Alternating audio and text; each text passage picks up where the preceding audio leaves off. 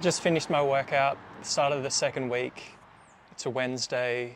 It was mostly back focus, a bit of shoulder, but I was just kind of reflecting on just my changes on motivation and kind of like how workouts kind of helped my life and why I've continued to come back to it, because I think it's been one of the biggest teachers of my life. One of the biggest lessons I've got is from working out.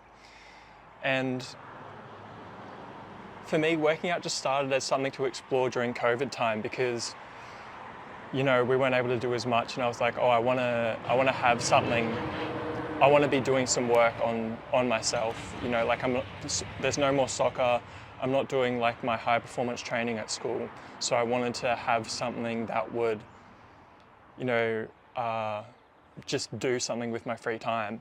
And I just kind of explored with it. I had water weights and I just had fun finding exercises and trying different things.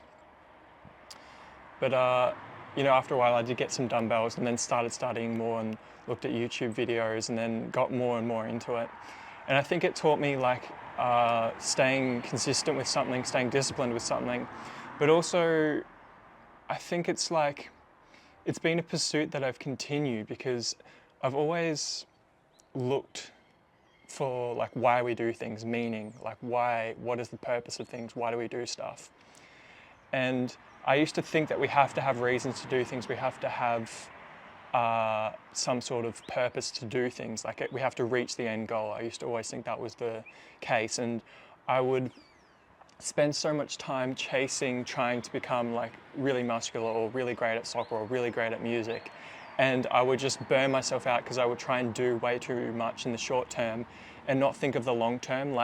The point isn't to reach the end of the goal. It isn't to reach the jacked body. It isn't to reach the mastery of soccer. It isn't to reach the mastery of music.